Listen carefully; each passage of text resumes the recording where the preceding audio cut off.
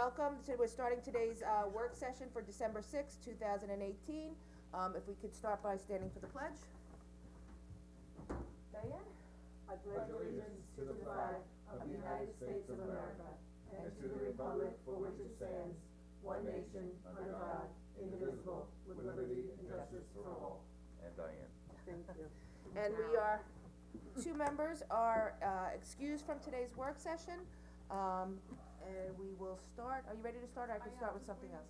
Okay.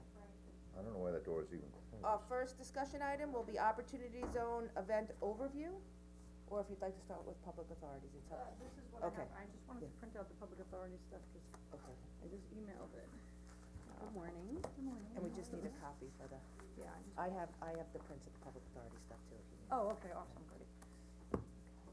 Go over it Comes first. everybody. Yes, Good. yeah. Fill up the table. It's empty up Dawn, just go behind you first. Everyone likes a full house. What's that? One of these, Oh, yeah. Good morning. All right, so we're gonna begin today's meeting. Yesterday, the IDA and the CDA held a Opportunity Zone Overview, which was very successful. Over, almost 90 people attended, I guess it was. So it was informative and it was easily understood, which was nice.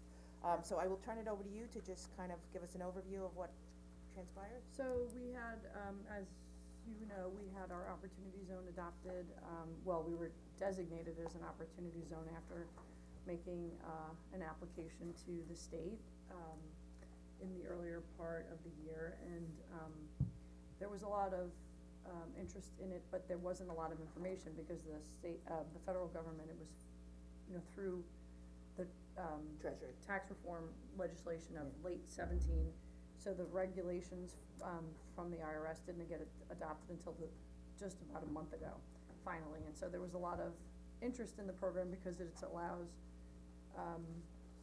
you know, anyone to take their capital gains and invest them in a zone that's designated by individual states, and then if you make that investment into the zone, you can have some really, really nice tax advantages, to eliminate your capital gains over a period of time, incrementally over a 10-year period.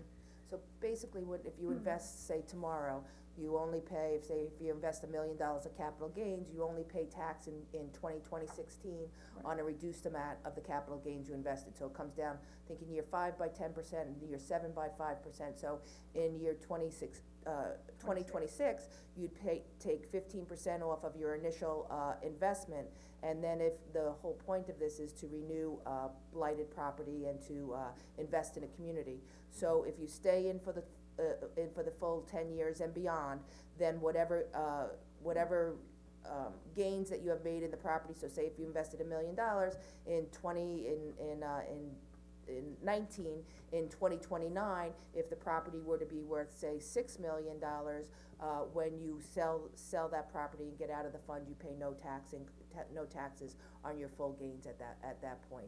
But you certainly can stay into the property into I think 2047. Yeah, you can, it's a very exciting, program, because it really kind of focused on those areas that were low to moderate income, that had trouble, you know, eliminating blight and attracting investment, so they designated these zones for that purpose, and I think, you know, now, so yesterday we had a workshop with two, really well-regarded members of the, law and accounting community, one from Nixon Peabody, Bill Weir, and, Paul Gewurtzman from Anshin Tax Partners, and they kindly gave us their day, basically, and they advised about 90 people of what the rules were. They did a little presentation, and, BNB sponsored the luncheon, which was lovely, and, you know, it gave us an opportunity to make a pitch for downtown and EPCAL, which are the two designated zones here in Riverhead. Downtown having been the low-income area, and, EPCAL having been the, contiguous zone that we were allowed to have. So we have quite a bit of property, probably more than anybody on the island. I think we have the largest area to be able to invest, under the Opportunity Zone, tax incentives. So we are the largest on Long Island, Yeah. so, which is really exciting. Yeah, and we were, you know, our, And we have two of those. yeah. Nobody else does. Yeah. And our objective was to really kind of make it clear to anybody that came that we were there to help them and use all of our resources to get those investments made and facilitate them and, really kind of spur that economic development. It's kinda cool that we have the two areas and they're so different. Wasn't there a similar program that this was revamped into? Well, this is the other program that people consider it similar to is the 1031. Right. Where it is if you sell a piece of real estate, if you reinvest in the piece of real estate, you're not paying capital gains on that.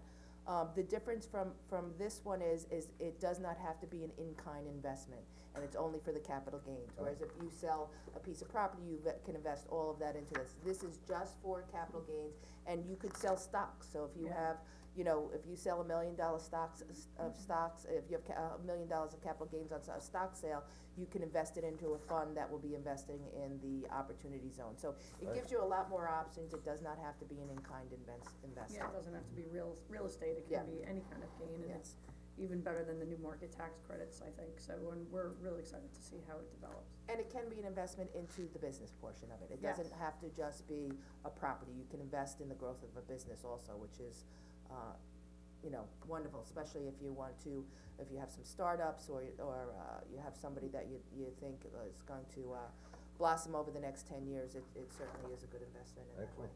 You have 180 days to invest your gain, so once the gain is realized, you have to invest it in a fund or a project within that, 6-month period.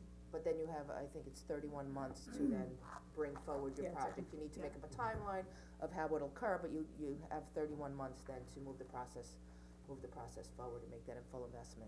But anybody who has any questions about it, we can give them resources to figure out how it applies and might help them, and then we can also advise them of all the other opportunities we have in our office, whether it be grants or IDA, through our IDA. Tracy Stark wasn't able to be here today, she's away, but,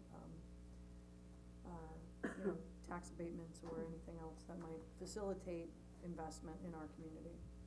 And I think, between the IDA and the CDA, we also have an inventory of what is sort of available on the market, what's for sale. I think we can also help direct people to whoever has the property, whether it's the realtor, sort of highlight some of the spots that might be of interest to people. Yeah, and Tracy and I discussed that yesterday, sort of like our postmortem was sort of like, I think maybe this board can develop a list of priorities, priority properties, also maybe talk about, giving a little bit of an expedited building permit, I think that's what some other towns have been Process doing, which is for the zone, definitely an so make it interesting even more concept for this. attractive, the more we can enhance the benefits that we can offer through this, the better we'll be. And so those are those are the kind of things that we're working on, to help you guys get where you wanna go. And I don't know that just as an aside, did we ever announce for the $3 million grant, did you? I did not. Okay, if you'd like to, that was, The, water Yes. infrastructure, so we worked, collaboratively with our water district, Mark Conklin, and, H2M.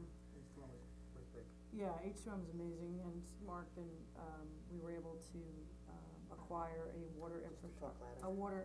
Infrastructure Improvement Act grant for $3 million to improve our well at Plant 5, which was blending, which we were currently using to blend to eliminate a magnesium issue, so we're now going to be able to get that squared away so we can use those two wells separately, really increasing our capacity, and, so we wrote the grant, and, we wrote it for 2, we got 1, and we got the big one, which we were pretty excited about. We actually got the max, so the We max got that the you max can 3 get million, from the, yeah. Environmental Facilities Corporation Yep. is $3 million, so very nice job being able to get Yes. the Good work, maximum, so next week we will bring to the, work session, because this is part of one of the projects that is located when we went over to the water district, so may have to switch around a couple things, as we go out to bond for that, because it's, the grant covers 60% of the project, so we'll have to take a look at that and just bump some things around, so we'll bring that to the next work session, and we'll have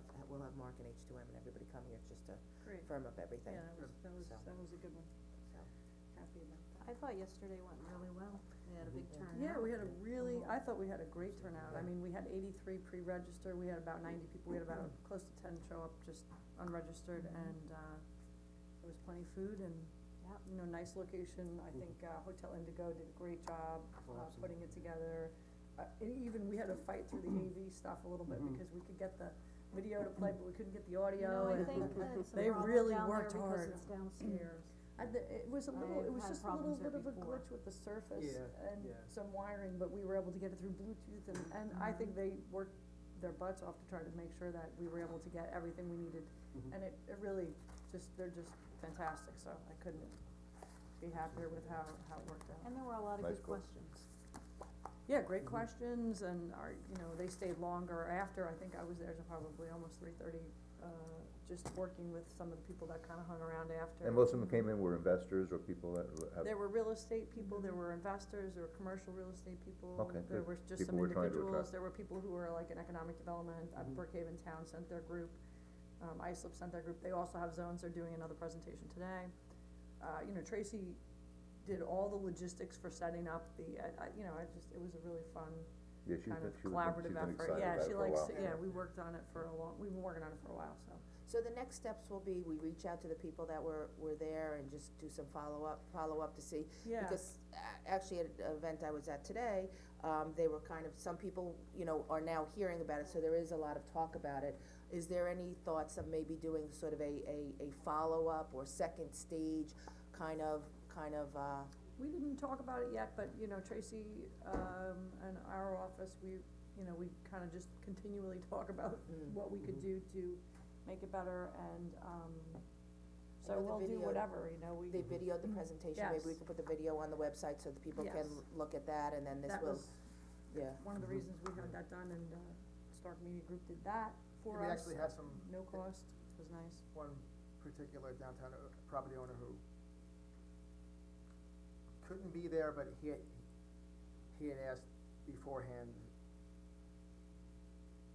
if we could have it online someplace, so I think Yeah, it's a we good could idea. either, we could run it on Okay. 22, it's kinda technical, I already had BNB called me yesterday for a copy of the presentation, I have to scan it. But if there is a way to get and it So they have online, I think that's clients that good. they work with in Okay, Okay, yeah, I think investments. if we Who's this? work with Larry B&B. to be able to do it, I think probably just have a About thumb Cushing drive of it, Wakefield. you'll be able to, Yeah. we'll be able to get it online, I think that would be, Yeah. I think that would be very helpful, and then maybe we could start something where just frequently asked questions kind of thing, so we can start maybe just a page of frequently asked questions, cause, I think this is gonna be ongoing. Yes, Yeah. agreed. I like the idea of a follow-up, a second gathering of some sort. You might have missed some people that couldn't come or I think didn't after hear the about holiday, it. probably. Right, and you makes could pick up sense. some more. Did you guys wanna add anything to it, Joey or Frank? did Now, you this wanna- particular zone, is there a sunset to this, or is it just forever now? No? It'll, Cause I know they said Empire Zone, they've got a. yeah,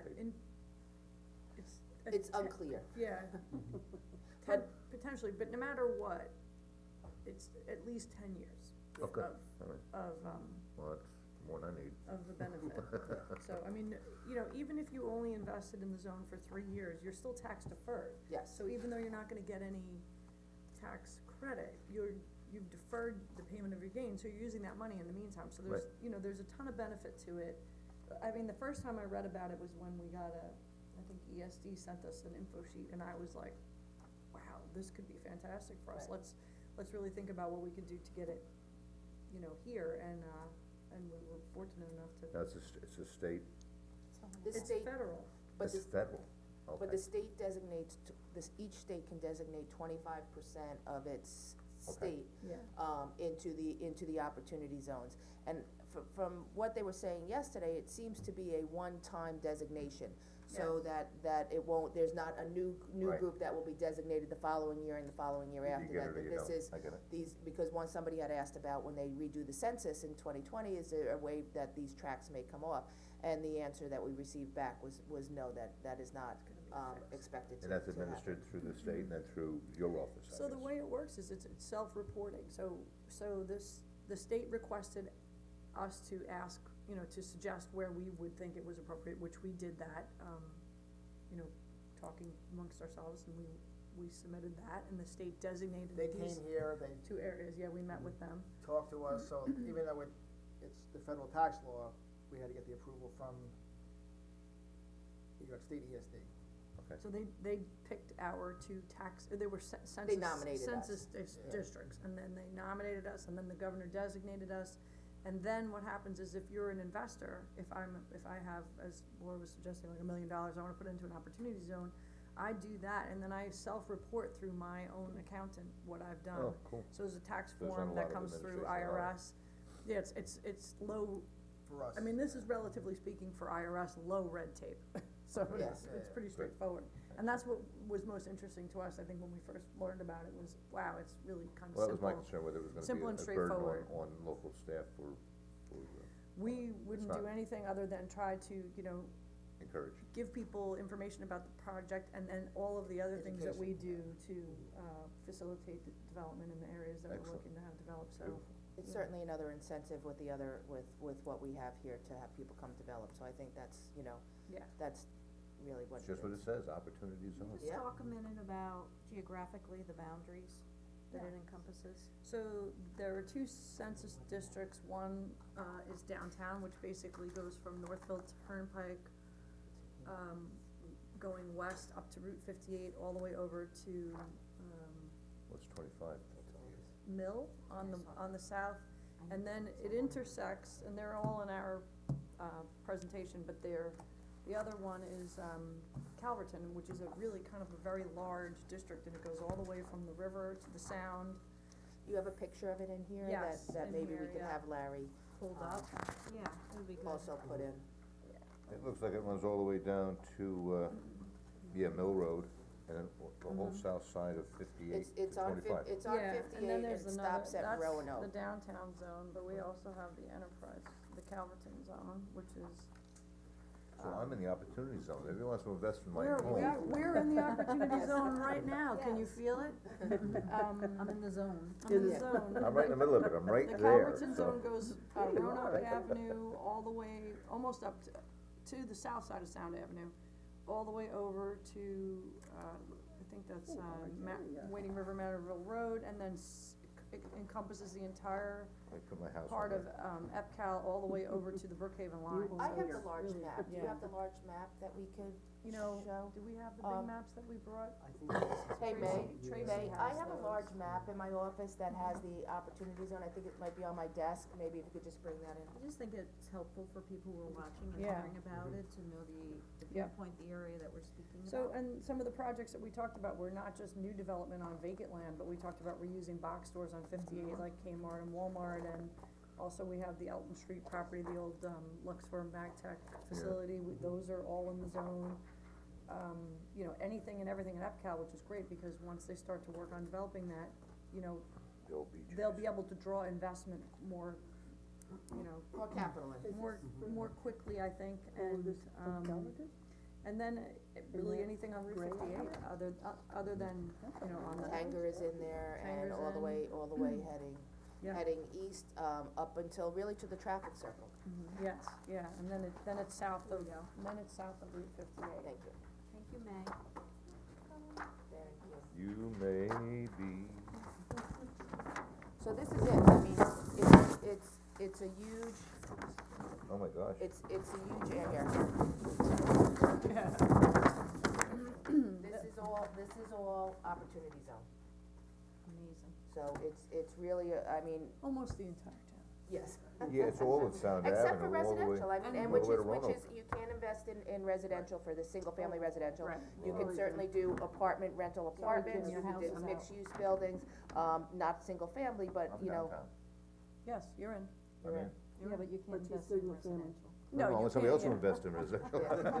But you can use it for multifamily residential rentals, any basically any commercial development, or even a business, you don't, See, it that doesn't just have to be changes real zone and estate, if sell you it as wanted a to business or something. Larry, revamp can a you put business, that- you could create a business and invest in that, and,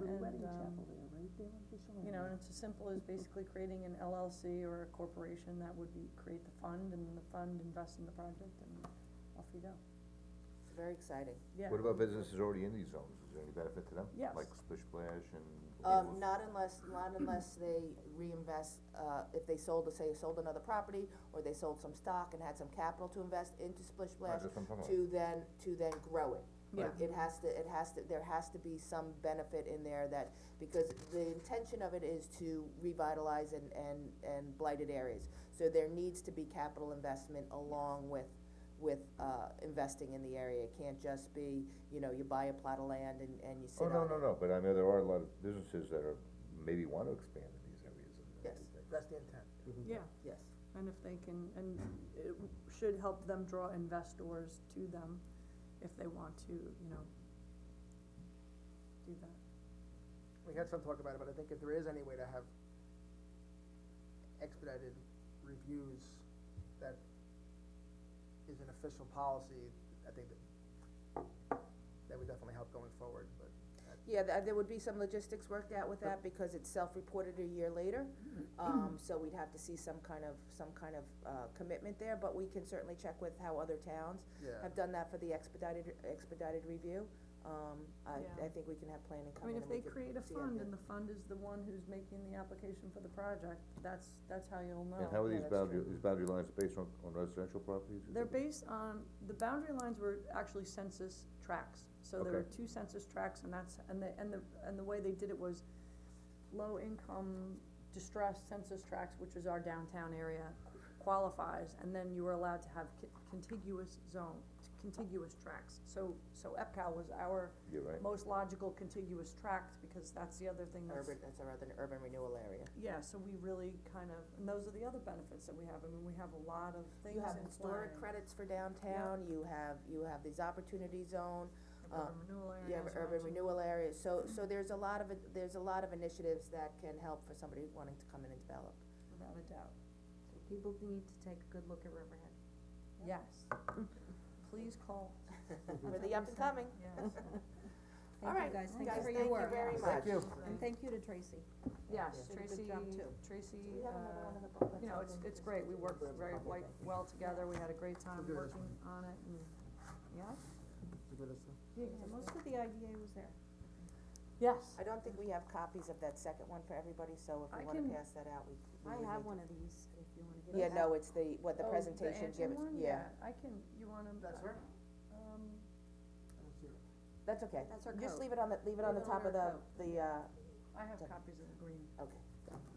Okay, thank you. So I think Dan was gonna come in on this. And we have Dan right behind Oh, you. okay, great. And so this is the Public Authorities Accountability Act Governance Committee, report. You had been here prior to this to, present, this for the open meeting laws and the, I don't have the names of all of them in front of me. So The- we have, The governance, the governance committee had a meeting, a few weeks back, and there are minutes also that you'll need to approve from that meeting.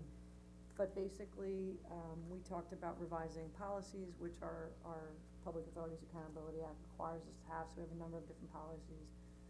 You know, harassment, whistleblower, you know, but we didn't have an open meetings policy, and we really felt that that was important, and we, as we discussed the last time, had some confusion about the CDA versus the town board roles. So we wanted to really clarify that and make sure that they were separated in a way that was very clear. So, in connection with that, we reviewed all the policies, and, we also looked at, the rules for procedure, because the CDA, the town board has rules for procedure, but since the CDA is a separate entity entirely, you needed your own rules for procedure. So we created, proposed rules for procedure, which were based basically on the town board rules for procedure.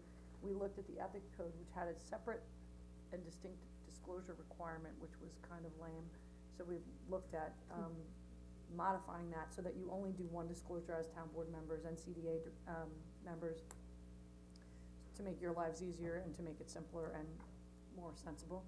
And then, we also, with Dan's assistance, created an open meetings law policy so that we have that in place as well. And, so we had given you all drafts to look at, and we're here to hear any comments or thoughts on what we had proposed, and, if There was- not, you know, we can move toward adopting them at the next CDA meeting. Seems to be guidelines that we've been following all along, is just putting it, memorializing it actually.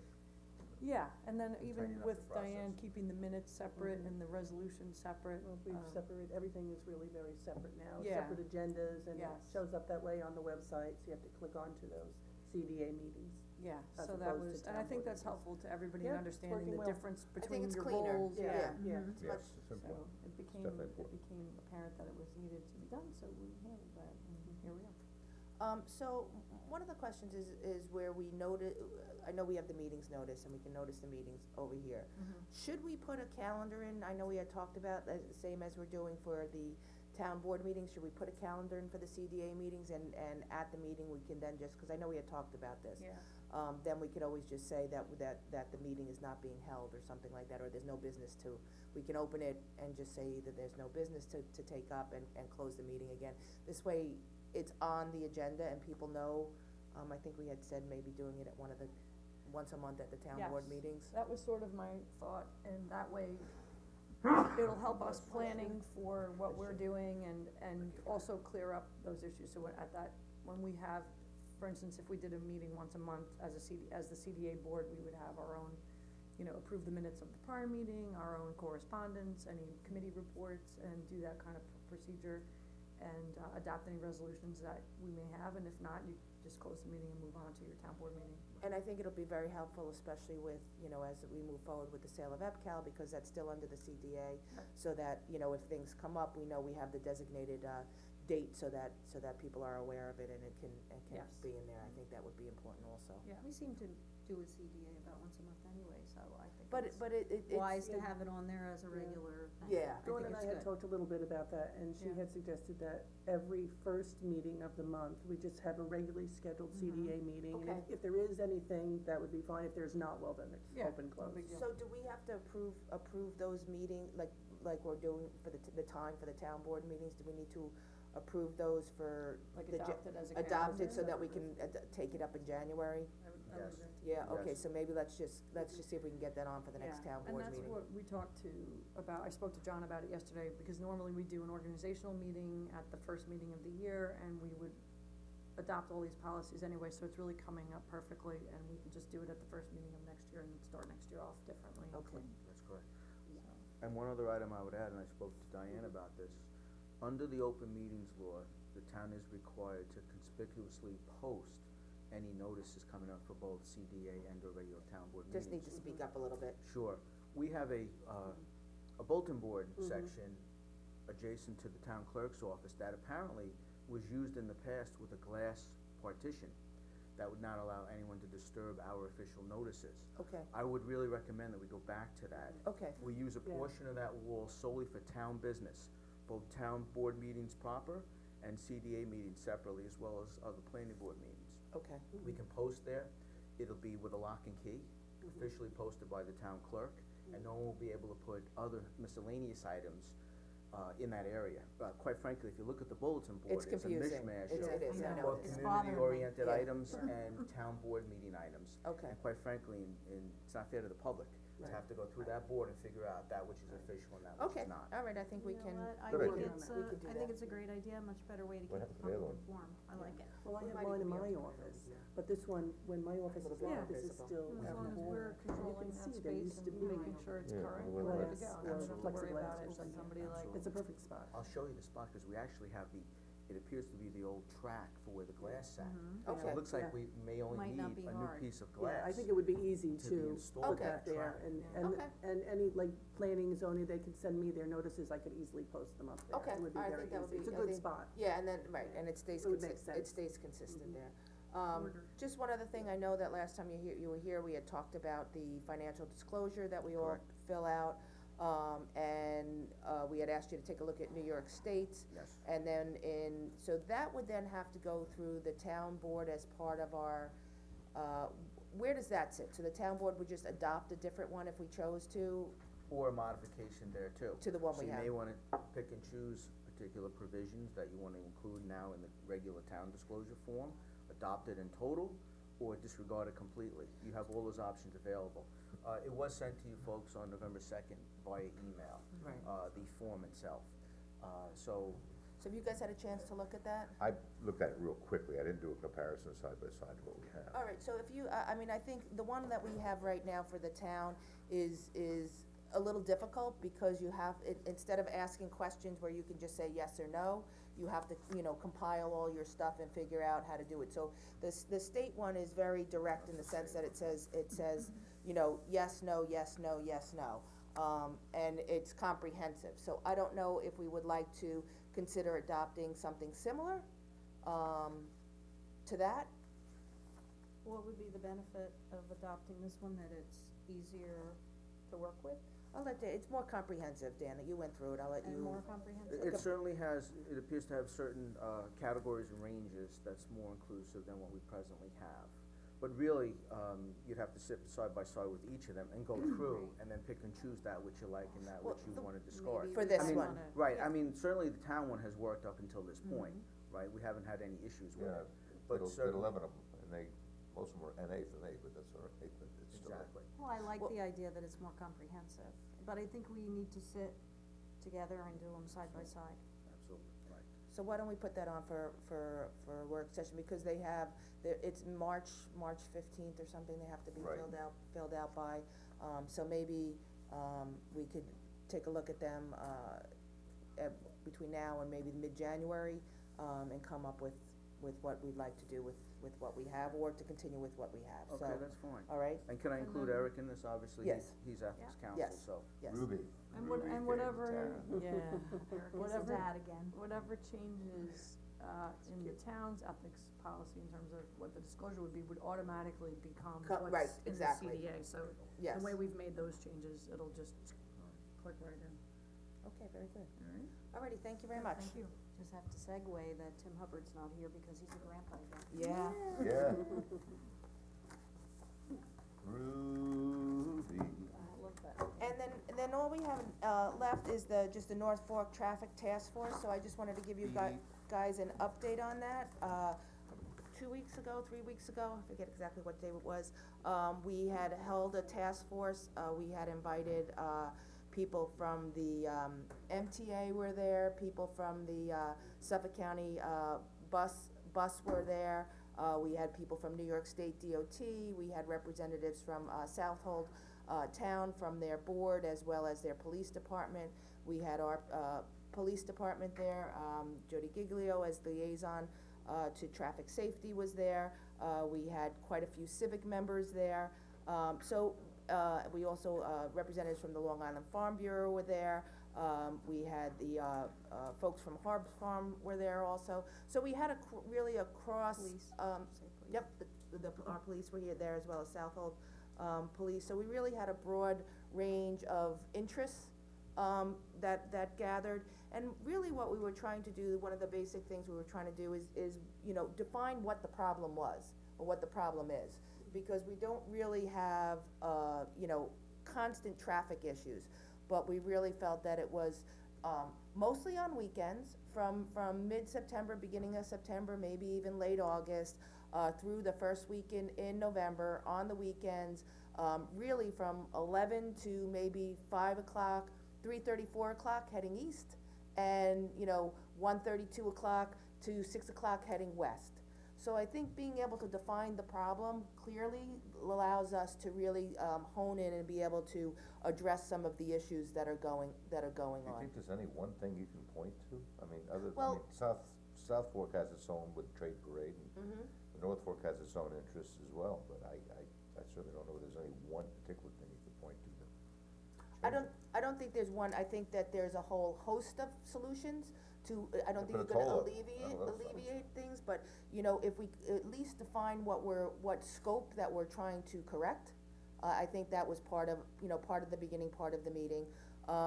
Harbs did come and, they've been very cooperative, last year after, some issues, they had, engaged with a traffic study company who came in and helped them, make some changes to their farm over there, where the entrance in was a little bit longer, so that people weren't stopping on the road to get in.